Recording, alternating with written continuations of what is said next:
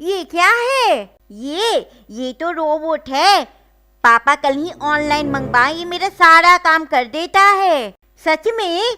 तब तो ये बहुत अच्छा है। हाँ, चल रोबोट। मैं भी मम्मी को बोलती हूँ रोबोट खरीदने के लिए। मम्मी, क्या हुआ? मम्मी, पिंकी रोबोट खरीदी है, वो उसका सारा काम कर देता है। मैं भी खरीदूंगी। तेरे पास टॉमी है ना? कभी टॉमी खरीदूंगी, कभी रोबोट खरीदूंगी। बेवकूफ कहीं की, जब देखो परेशान करती रहती है। चल जा, जाकर पढ़ाई कर। सच में चिंकी, वो रोबोट सब काम कर देता है। हाँ भैया, वो सारा काम कर देता है। तब तो हमें भी लेना पड़ेगा। चल फिर से मम्मी को मनाते हैं। मम्मी, वो रोबोट मैं भी देखा हूँ, वो तुम्हारा भी काम कर देगा। मेरा भी काम कर देगा? तुम दोनों भी ना बिना लिए मानोगे नहीं। रुको, एक ऑर्डर कर ही देती हूँ। हेलो, यस मैम, बोलिए। तुम रोबोट बेच रहे हो? एक हमरे घर भी पहुंचा दो। चिंकी, लगता है रोबोट आ गया। चल चल। इतना बड़ा बॉक्स? भैया चल, अंदर ले चलकर खोलते हैं। अरे वाह, ये तो बहुत अच्छा रोबोट है। चिंकी चल, इससे कुछ अब काम करवाते हैं। रोबोट जा, मेरे लिए एक गिलास पानी लेके आ।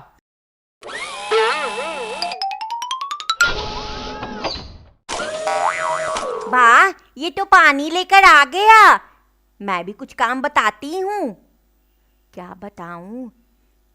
रोबोट, मेरा स्कूल बैग लेकर आ जा।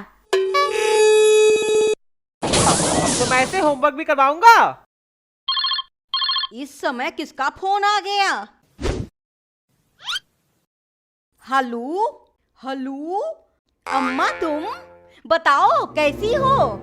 हम अच्छो हैं बिटिया। बिटिया, डुग्गू बहुतो ज्यादा परेशान कर रहो है। हम आए रहो हैं उसको लेकर। मेरी अम्मा आ रही है।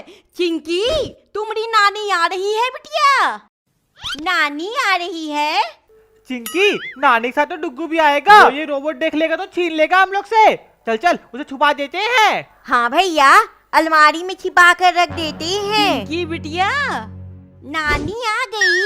ये नानी आ गई। अम्मा तू आ गई? आ अंदर आ। आजा मेरा डुग्गू। टॉमी, तू भी आ गया डुग्गू के साथ खेलने? डुग्गी डुग्गी। मम्मी देखो, डुग्गू कितना खुश हो रहा है टॉमी को देखकर। हाँ, बढ़िया से खेलना डुग्गू के साथ, रुलाना नहीं। मैं आती हूँ कुछ खाने का लेकर। रहने दे बिटिया, मैं बहुत सारा सामान लाई हूँ चिंकी और चिंटू के लिए। सच में नानी, क्या क्या लाई हो? दिखाओ दिखाओ। हाँ हाँ, देती हूँ। ये ले, बांट ले सब मिलकर। तब तक मैं थोड़ी देर आराम कर लेती हूँ, बहुत थक गई हूँ। चिप्स कुरकुरे सब है भैया, चल खाते हैं। मैं तो चिप्स लूंगी। तो ये ले। टॉमी तो बिस्किट खा।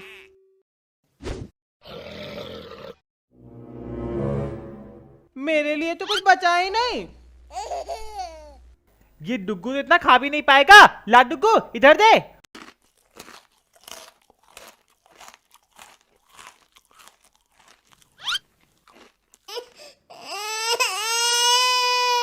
ये तो रोने लगा। मम्मी देखेगी तो मुझे चूड़ देगी। क्या करूं? हाँ, रैपर में हवा भर के दे देता हूँ। बउआ रो क्यों रहा है? ये ले ये ले। टुटुए ना, टुटुए। ये तो फिर से रोने लगा। अब क्या करूं? भैया कुछ मत कर, घोड़ा बन जा, बउआ खुश हो जाएगा। घोड़ा? मम्मी के मार से अच्छा घोड़ा ही बन जाता हूँ।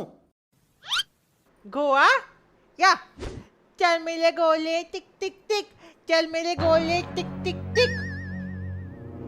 चल ना घोड़ा, चल चल। हाँ हाँ, चल रहा हूँ। ये तल मेरे घोले टिक टिक टिक, तल मेरे घोले टिक टिक टिक। भैया देख, बउआ कितना खुश हो रहा है।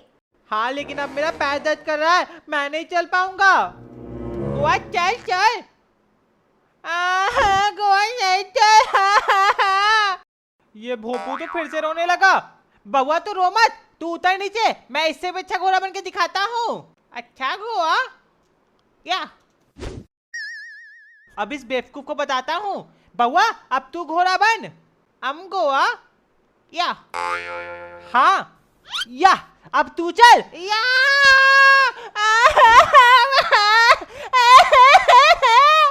का हुआ चिंकी, बउआ रो क्यों रहा है? अरे नालायक, तू इसके ऊपर बैठा है। मम्मी वो नालायक कहीं का, इतने छोटे बच्चे पे भी कोई चढ़ता है? पिचका दिया बउआ को। रो मत बेटा, चुप चुप। कहानी अंधेरी कोठरी का चिराग। अस्सलामुअलैकुम दोस्तों, कैसे हैं आप सब? उम्मीद है आप सब खैरियत से होंगे। आज मैं आपको पुराने ज़माने की एक ऐसी कहानी सुनाने जा रहा हूँ जो जुल्म, सब्र और सच के अंजाम के गिर्द घूमती है। वीडियो आखिर तक ज़रूर देखिएगा क्योंकि आखिर में अंधेरा हमेशा के लिए हार जाएगा। एक सल्तनत में एक जालिम बादशाह हुकूमत करता था। जो उसके खिलाफ बोलता अंधेरी कोठरी में डाल दिया जाता। उस कोठरी में रोशनी का नामो निशान न था। एक दिन एक नौजवान आलिम को भी कैद कर दिया गया क्योंकि उसने जुल्म के खिलाफ आवाज़ उठाई थी। कोठरी में दाखिल होते ही सिपाही हंसे, यहाँ सच भी मर जाता है। मगर नौजवान ने जेब से एक छोटा सा चिराग निकाला और जला दिया। अंधेरे में पहली बार रोशनी फैली। कैदी हैरान रह गए। हर रात वो चिराग जलता और लोग हौसला पाते। कुछ दिनों बाद सिपाहियों ने देखा कोठरी से रोशनी निकल रही है। बादशाह को खबर पहुंची। गुस्से में आकर उसने कहा, ये चिराग तोड़ दो। मगर जैसे ही सिपाही करीब गए, चिराग और ज्यादा रोशन हो गया। आखिरकार अवाम को हकीकत मालूम हुई कि कैदी अंधेरे में भी उम्मीद जिंदा रखे हुए हैं। शहर में बगावत हुई। बादशाह भाग गया। कैदी आजाद हुए। नौजवान ने चिराग जमीन पर रखा और कहा, जुल्म अंधेरे जैसा है और सच रोशनी। रोशनी को कोई कैद नहीं कर सकता।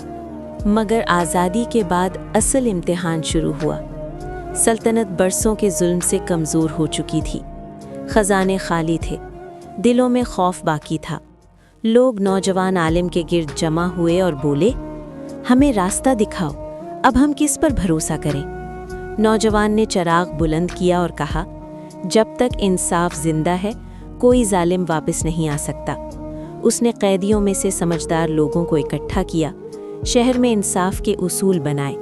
हर मजलूम की बात सुनी जाने लगी। पहली बार गरीब भी दरबार में खड़ा हो सकता था और अमीर भी कानून के सामने जवाबदेह था। आहिस्ता आहिस्ता अंधेरी सल्तनत रोशनी का शहर बन गई। सालों बाद बच्चे पूछते, वो चिराग आज कहाँ है? लोग मुस्कुराकर कहते, चिराग अब हर सच्चे दिल में जलता है। मगर वक्त हमेशा एक सा नहीं रहता। कुछ साल बाद वही पुराने जालिमों की औलादें वापस लौट आईं। उन्होंने दौलत जमा की, लोगों को खरीदा और खामोशी से नफरत फैलाने लगे। वो कहते थे, ये इंसाफ कमजोरी है, ताकत से ही हुकूमत चलती है। शहर में फिर खौफ के साए उभरने लगे। एक रात नौजवान आलम को कत्ल करने की कोशिश की गई। वो जख्मी हो गया मगर चिराग उसके हाथ से न गिरा। लोग दौड़ते हुए आए। आलम ने कमजोर आवाज में कहा, अगर मैं गिर भी जाऊं, चिराग को गिरने मत देना। ये सुनकर आवाम जाग उठी। बूढ़े, जवान, औरतें, बच्चे सब चिराग के गिर्द खड़े हो गए। उन्होंने जालिमों को शहर से निकाल बाहर किया और ऐलान किया, ये सल्तनत अब किसी एक की नहीं, ये इंसाफ की है।